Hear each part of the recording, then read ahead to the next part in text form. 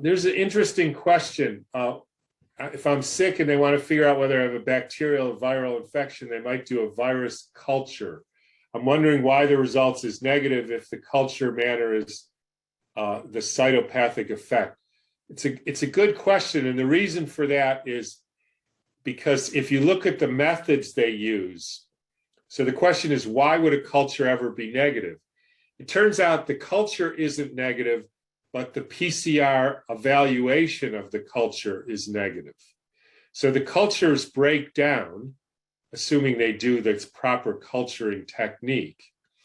But that's not how they determine whether it's positive or negative, usually.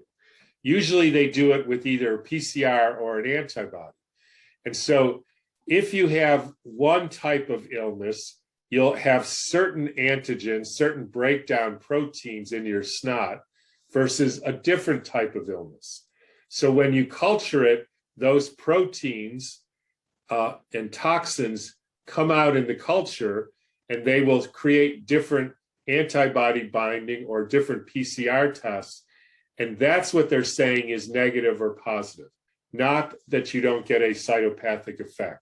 Now that's usually, sometimes they do it in other ways, but generally the trick is they're not actually doing a evaluation of the cytopathic effect. They're doing an evaluation of the fluid, which is different depending on where the source came from.